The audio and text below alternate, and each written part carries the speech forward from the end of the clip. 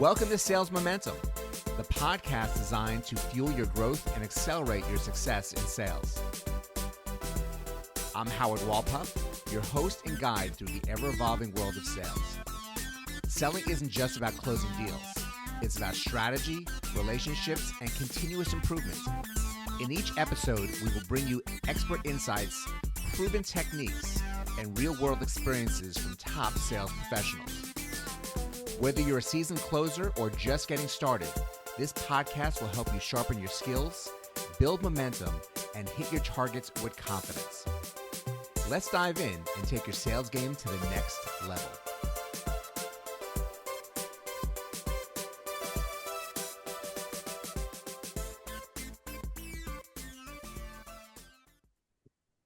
Welcome back to Sales Momentum. I'm Howard Wolpoff, your host, and I'm excited that you're here with us today and that we're able to have yet another discussion on sales and sales theory and getting a better understanding of the experiences that people have throughout a career in sales. I'm happy to have a guest that really has some great insight, not just from the experiences he's had as a sales leader, but now with some of the work he's doing with helping companies to really focus on their vision and make sure that the strategy that they have for sales is being implemented and succeeding. His name is Remy Piazza. He's a seasoned chief revenue officer with over 20 years of experience driving exponential growth in private and public B2B companies. He's also the founder and principal of the Powerhouse Consulting team. So Remy, welcome to our conversation today. Thanks, Howard. Yeah, happy to be here. Well, I'm excited that you're here because it's always great to speak to someone who's had a full career in sales and now is spending time working with companies to really enhance what they're trying to accomplish with their sales. I know the value of teaching people and seeing the spark light up, the light bulb pop up with seeing how now they have better understanding of how to do something, but really getting a company to higher levels than they've achieved before, or getting them past a level that they're stalled at really is incredibly rewarding, not just personally, emotionally, but seeing how that reflects the rewards that the company's getting financially and trickling down to the people who are responsible for it, the salespeople. Yeah, absolutely. Yeah. And it's an interesting time to be, well, it's an interesting time to be in the world, but particularly sales with AI now on the tip of everybody's tongue. It's of course changing everything, which includes sales. And I've been around long enough to know when we didn't use technology the way we use it today in sales. Cell phones were relatively new and buyers didn't have all the power that they do today because they didn't have access to the internet and it wasn't being used as broadly as it is today. So lots of changes going on. It's an exciting time. It's a scary time, but it's definitely exciting too. Yes, it's definitely not the technological world that's I was in when I got started in sales.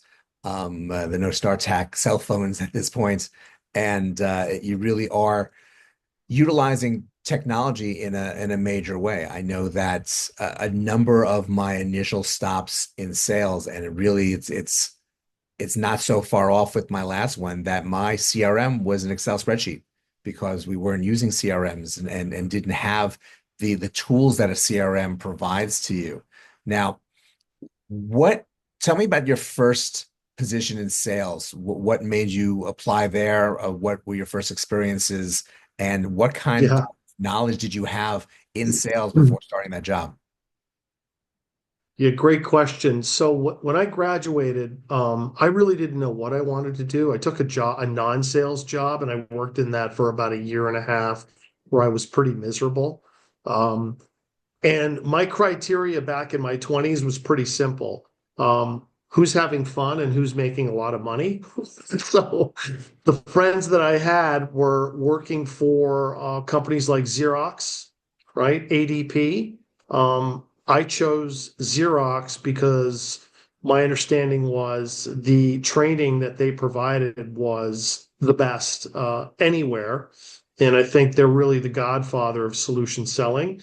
And so I learned that it wasn't about what you sold, it was about solving your customer's problem. And they reverse engineered that.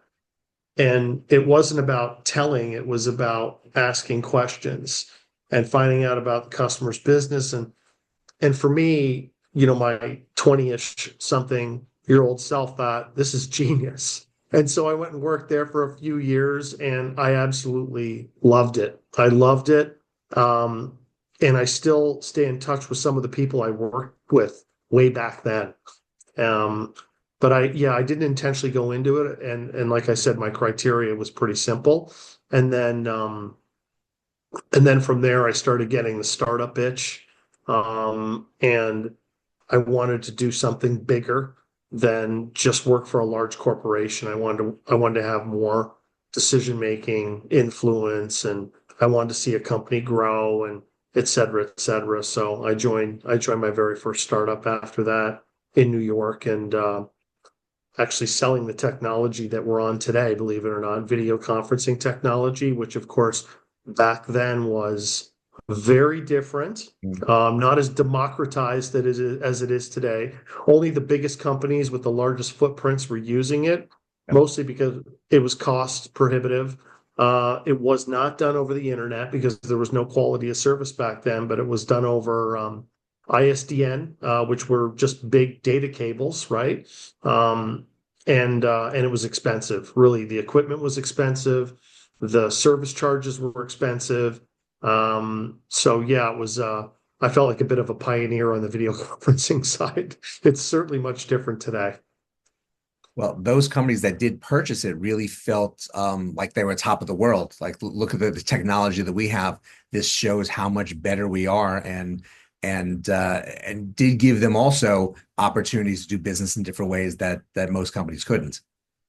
Yeah, yeah, and for me, going from Xerox, where you were selling a commodity, and charging a premium for that commodity based on the brand and the sales experience too.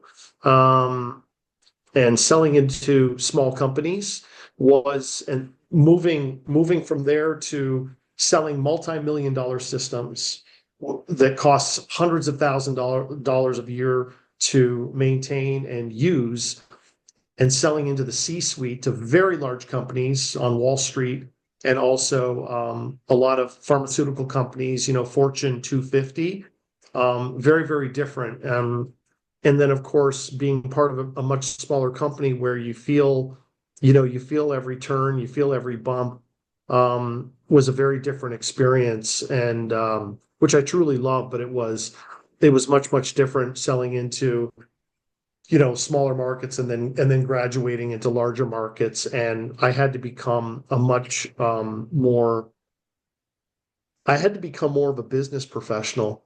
I had to understand how to read certain reports. I had to keep up on the companies and their executives and their in some cases their investor calls and things like that. So as I always tried to, with every move, I tried to get better as a salesperson, and part of that was because I just found it really interesting.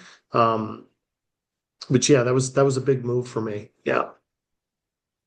It's great when those opportunities do arise because it really was not just a next step. It really was a growth step for you with all the different pieces that you learned along the way to, I guess, play on that field with those types of companies. And it's it's not easy for people now to do that because while there are some schools that are actually teaching sales now, they're few and far between. So it's always interesting then and now some of the strategy that sales decision makers have with like that sink or swim approach when they're bringing on new people. That it's not about the training, is to see who's going to float up to the top and stay there, and those that are floating to the bottom, just get rid of and replace them to see if you can find superstars, as opposed to actually teaching them and training them. Yeah. Yeah. So and having the benefit of hindsight here as a leader and an individual contributor, I think, I mean, first of all, I mean, things are different today. Obviously, the buyers in much they really control the process more than they did when I first started, where even with Xerox, we controlled all the flow of information, right? If you wanted to learn about a Xerox copier, a piece of Xerox equipment, you had to call sales. You had to see a salesperson. They would educate you on the product and help you, make that decision. Whereas now a lot of customers are coming to the table, and depending on whatever research you read, they're 60, 70, 80, 90% already decided or already through their buying process. And so the role of the salesperson today is much, much different. It's not just about educating the product. It's about, how competitors or how people like you, Mr. Mrs. Customer, are using the product, right? What kind of problems is it solving for them? So it's really about best practices um, and sharing that with clients. I think so. First of all, I mean, the role of sales has definitely changed because the power has shifted.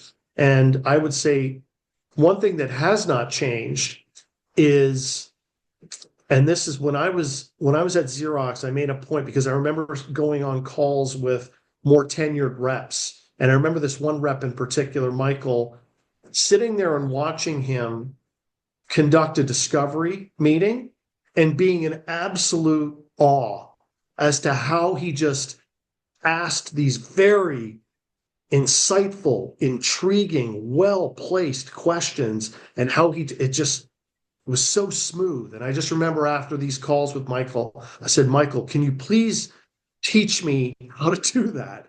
And he spent time with me. He went out of his way to mentor me informally. And I learned how to run a very good discovery call. That has not changed. And I think the ability to run a good discovery call is what I call the hand-to-hand combat part, the hand-to-hand combat skills part of selling. And I don't think that's changing. And I don't think that's ever going to change. In fact, I think it's more important now than it ever has been because you don't have as much time with the customer and they're much more educated when they come to the table.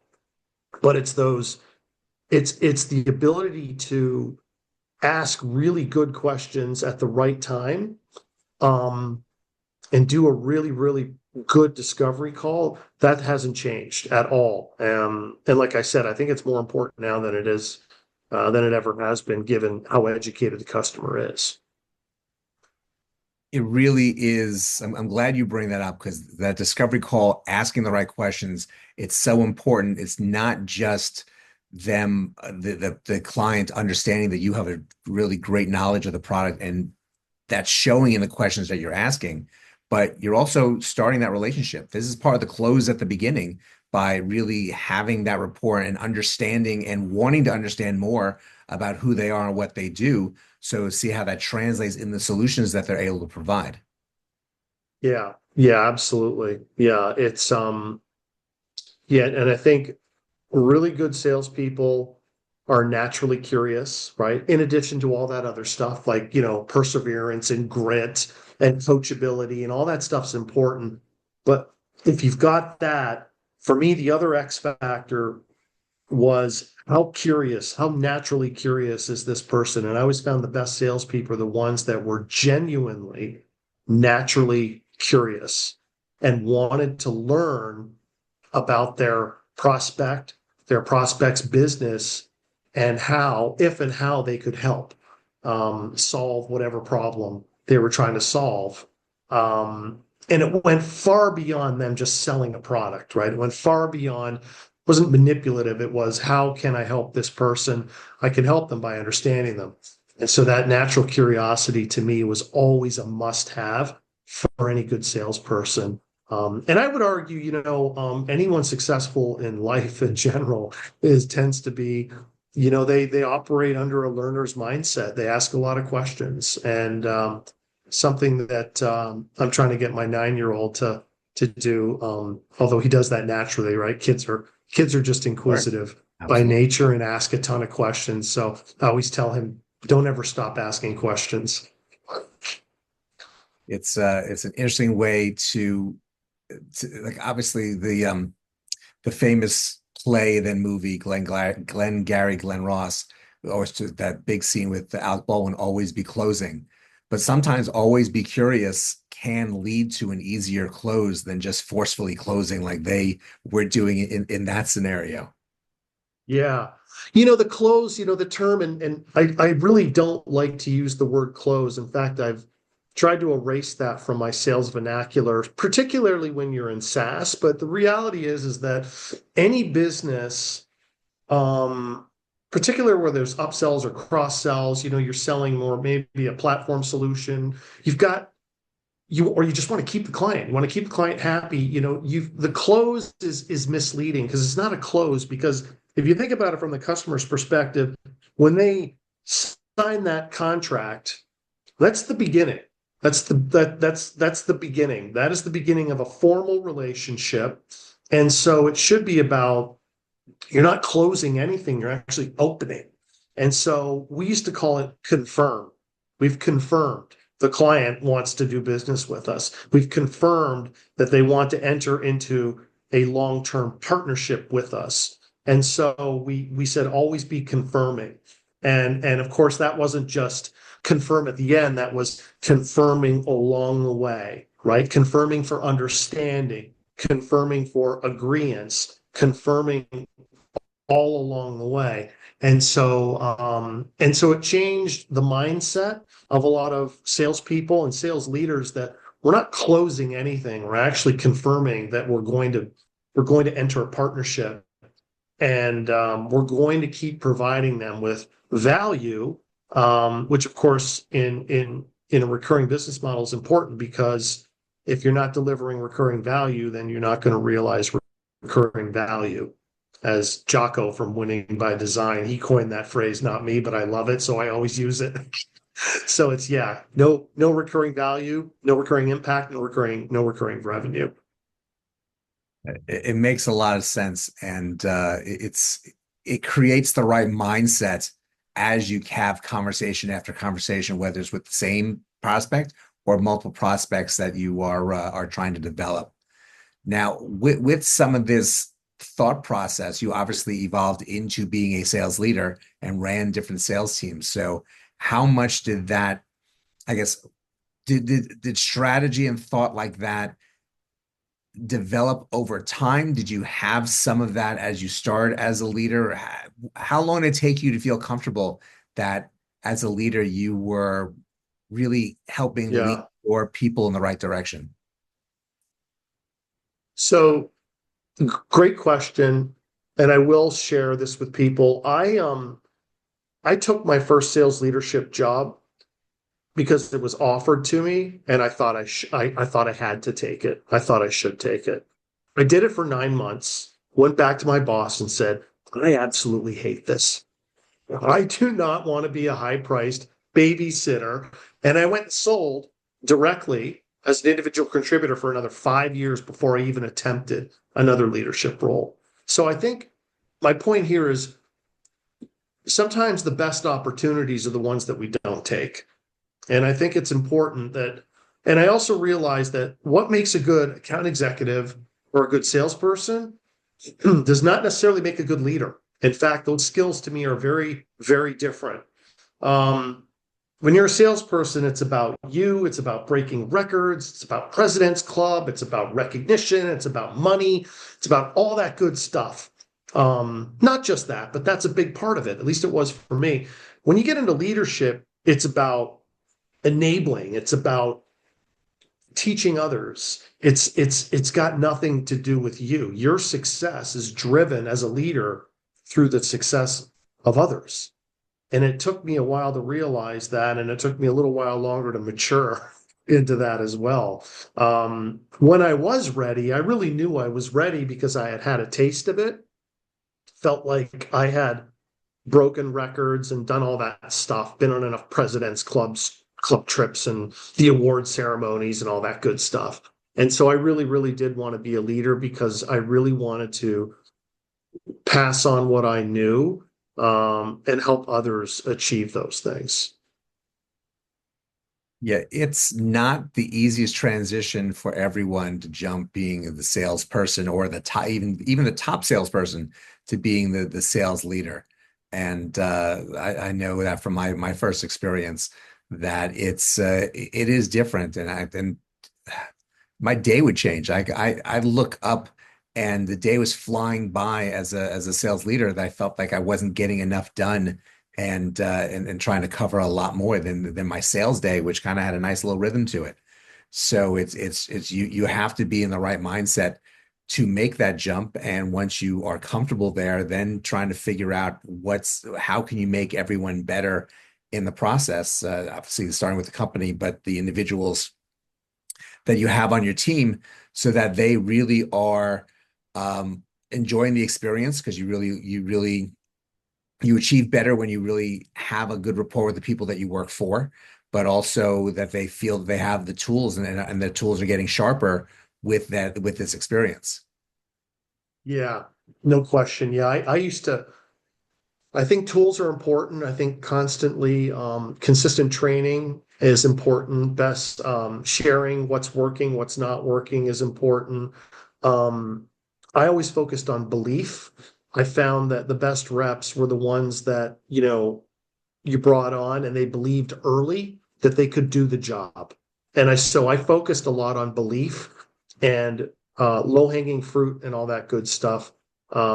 Belief to me drove a lot of success. When someone doesn't believe they can be successful, it really does impact them psychologically.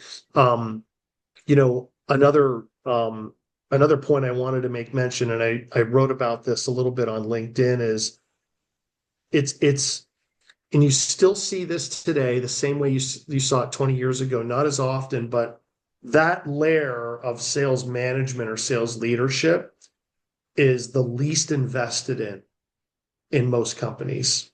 They'll train the heck out of your salespeople.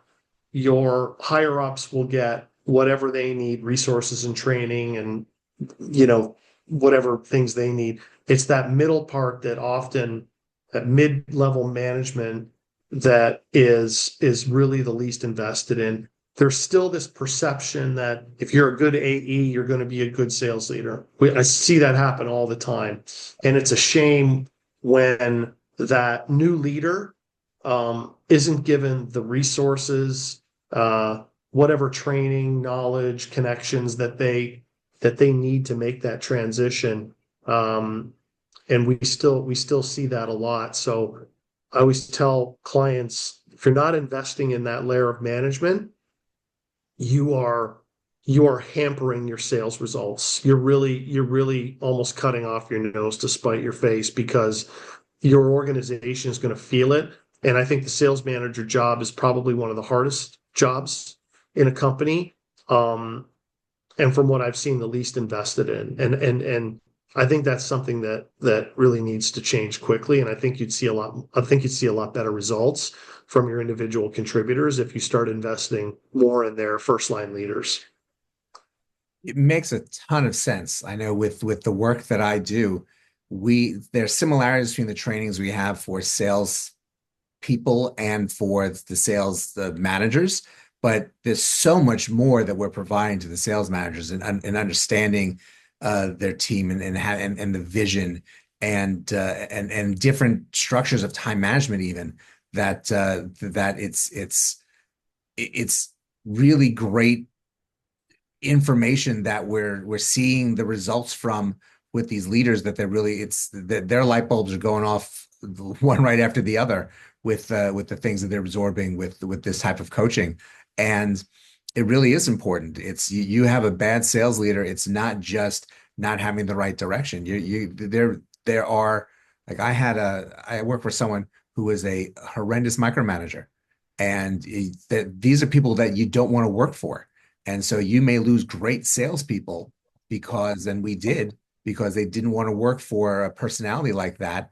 But you can teach that personality how to take, so with certain people, it takes a lot longer than others, but how to focus on the relationship they have with their staff and how to really be nurturing as opposed to controlling.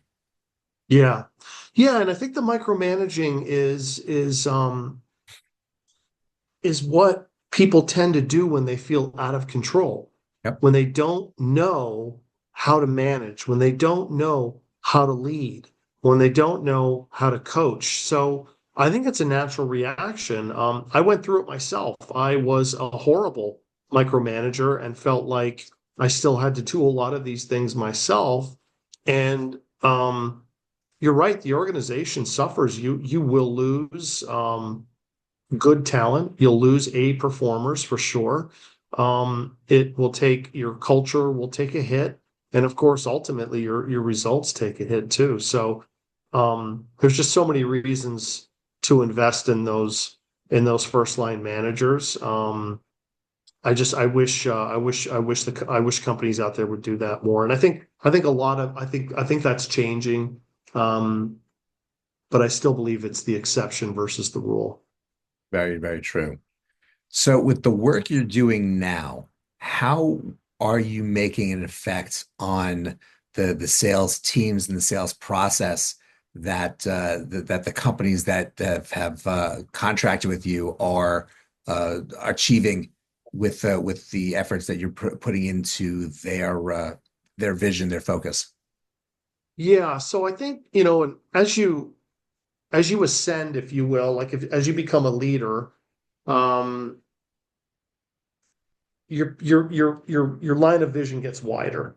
And so when you're a salesperson, your vision is a little bit more focused, is a little more narrow. It's very clear as to what you should be doing. As you back up, it's not just about how many calls am I making a day and things what's my quota and things like that.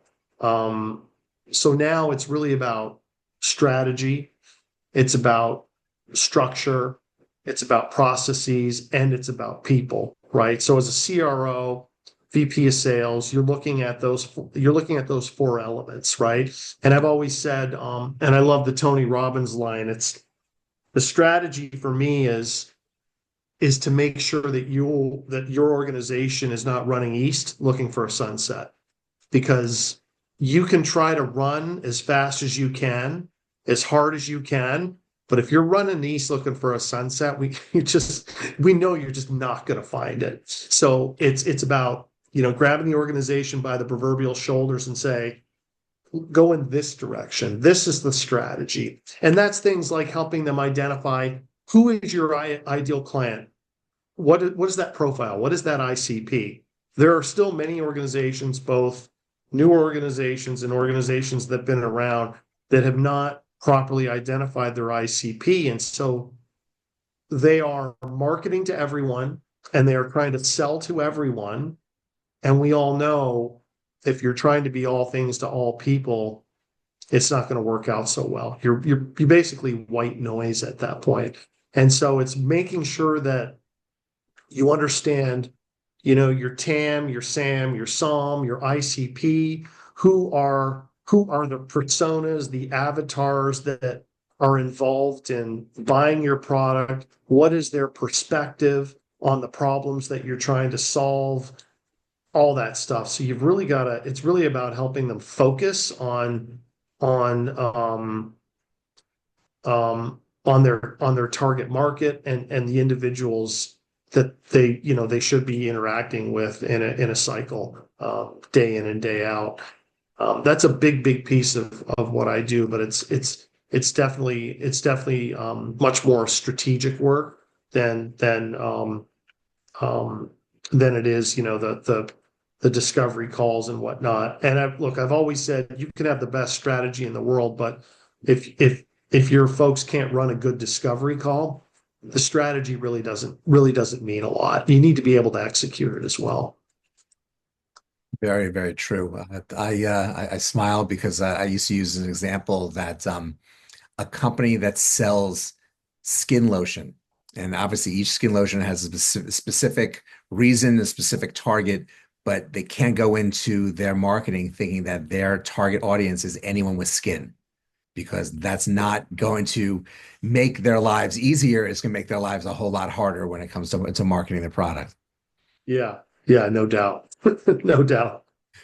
So, what do you see as the the basics, the tools that a sales organization or an organization needs to either have in a sales executive in a salesperson, or really make sure that they have running knowledge of, so they can really hit the ground running?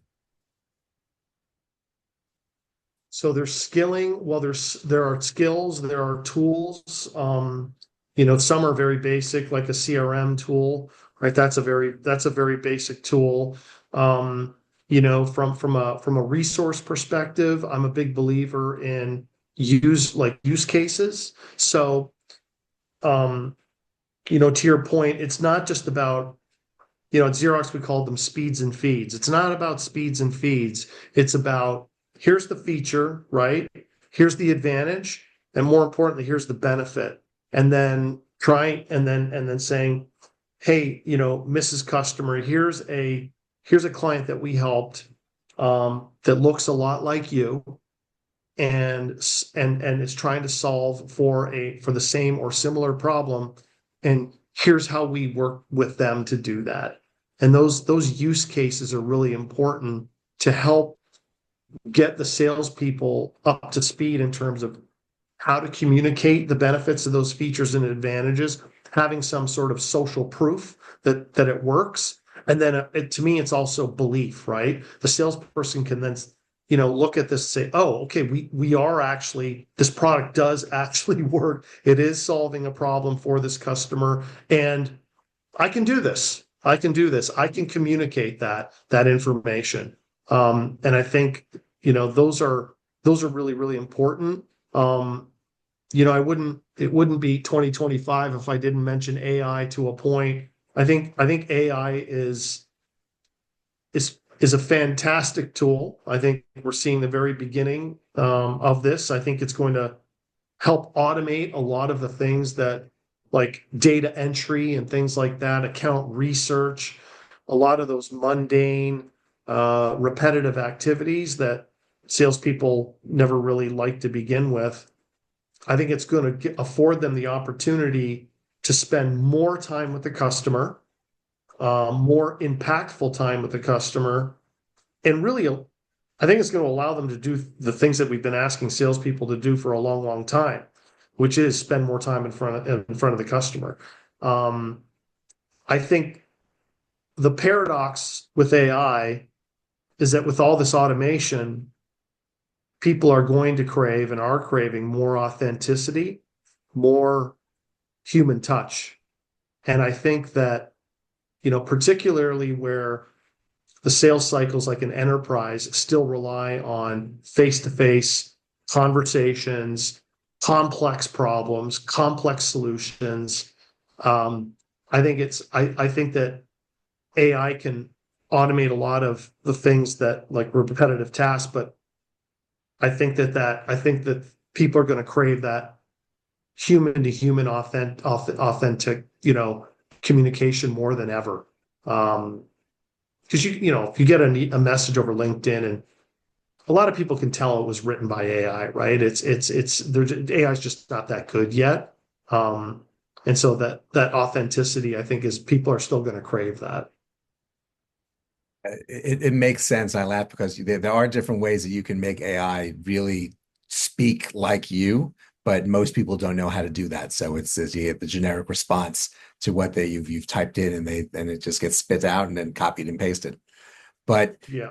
these are all really great tools that people need to have, and really the concepts of sales that they really need to understand. And obviously, you've picked that up throughout your very successful career, and helped develop not only successful salespeople along the way, but companies that have really benefited from your experience. So I really appreciate that you joined us today to share all of this with us. This is really some great knowledge, and really great understanding of really getting into the mindset of of how to have these conversations, to really to be communicating, and asking the right questions, but also making sure you have the right tools and the right knowledge you need for every situation to be successful. So I thank you for that, and just want to ask, where's the best places for people to reach you if they have questions, if they want to be able to work with you in the future?